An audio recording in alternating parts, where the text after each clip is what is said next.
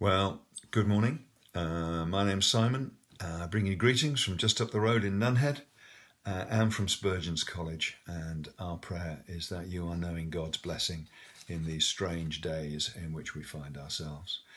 It's a great joy to be able to share with you this morning from this lovely story at the end of John's Gospel. Such a great reminder of what really matters in our Christian lives. So the story opens with Peter and his friends who've gone back to Galilee, gone back to the familiar life that they left to follow Jesus for those 3 years, gone back to fishing, and maybe they felt safe, maybe they felt secure, maybe they felt a little bit that they were in lockdown. And we're reading this story in lockdown. We're at home. We're with our immediate family. So we're in our safe and secure surroundings. But life is a bit unfamiliar. Maybe we're working from home and balancing and juggling the needs of family life and working life. Maybe we've been furloughed by our employer. Maybe we are in that vulnerable group that needs to stay at home to remain free of this virus. And maybe like Peter, we're asking lots of questions about Jesus. Where is he? Is he coming? What's going on in our lives? What's going on in our faith when we can't do the things that we've come to rely on to feed it? Gathering together on a Sunday morning for a worship service, going to a prayer meeting, going out for coffee with friends so that we can share things that are going on in our lives. Where's Jesus in all this? And Peter and his friends go fishing, and then on the beach there's a stranger. And the stranger says to him, "You caught anything?" And they say, "No, but that's fishermen for you. They often go out, they never catch anything." And so the stranger says, "Why don't you let your nets over on the other side of the net?" Suddenly they can't get all the fish in. Huge number of fish. And John leans over to Peter and he says, "It's Jesus. It's Jesus." And Peter, in his enthusiasm, pulls his robe on and leaps into the water, and he rushes up the beach. And Jesus says, "Come and have breakfast." And so they all eat together and they chat. And then Jesus and Peter walk off along the beach together for a chat. And Jesus says to Peter in verse 15, "Do you love me more than these?" You think, what a strange question. More than these what? Well, maybe Jesus is saying, "Do you love me more than these fish? There are an awful lot of them after all. Do you love me more than this familiar life that you have got yourself back into? This place where you feel secure, this place where you feel comfortable, this place where you feel you belong, this place where you feel as though you are someone. Do you love me more than these?" It's a question that Jesus asks all of us. Do you love me more than you love the life that you live, the job that you do, the family that you have? Do you love me more than these? Or maybe Jesus is saying, "Do you love me more than these men love me?" Now that's a really below the belt question. But it's a question that Peter invites Jesus to ask, because at the Last Supper, when Jesus said to Peter, "You're going to deny me," Peter said, "No, I'm not.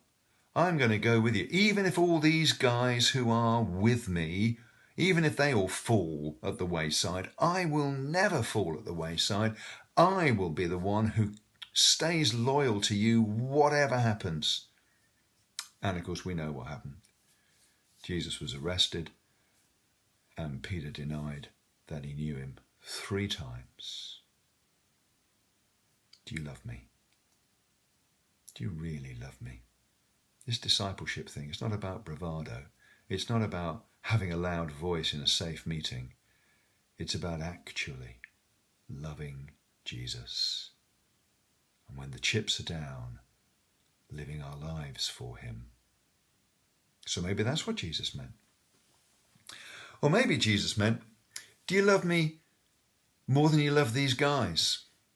these guys, they've been together for 3 years on the road. They've seen lots of wonderful things. They've seen lots of really quite grim things. They've shared the ups and downs of life in this close bonded community of people. Do you love me more than these guys? Do you love me more than being part of a church, being part of a music group, being part of a choir, being part of a coffee morning, being part of a leadership team? Do you love me more than being part of this religious organisation that gives shape and meaning and purpose to our lives? Do you love me more than these? This is a really searching question that Jesus is asking.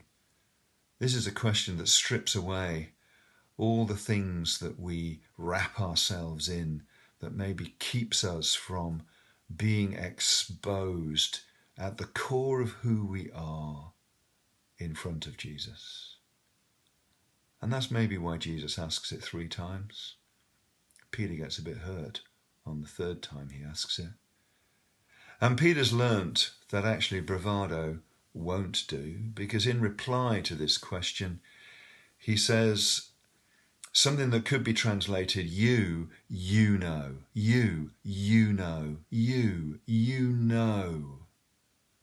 And what Peter is saying is that you know what I'm like.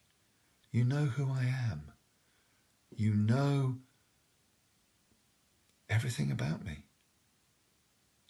And deep down in my soul, you know that I love you.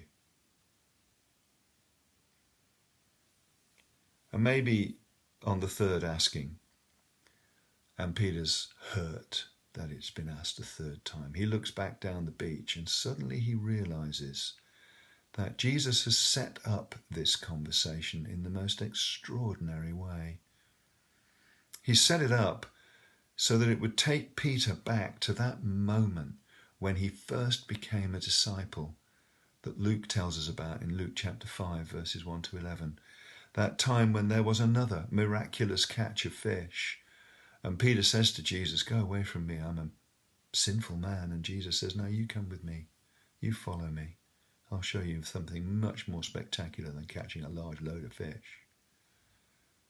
And so Jesus takes him back to that moment. The moment of his call, the moment when Jesus chose him to be part of his group of followers. But then also he looks up the beach and he sees a charcoal fire burning. There's only one other charcoal fire in John's Gospel, and it's the charcoal fire that Peter warmed his hands at in the courtyard of the high priest. Warmed his hands and denied that he'd ever known Jesus. Warmed his hands and denied that he was one of his followers. Warmed his hands and said, in effect, I hate him. I don't know him. I have nothing to do with me. 3 times he did that. And so with this miraculous catch of fish and around this charcoal fire, the highs and lows of Peter's life with Jesus, Jesus asks 3 times, do you love me? 3 times. Just as Peter had denied Jesus 3 times. So Jesus asks 3 times, do you love me? Each one cancelling out the denial around that fire.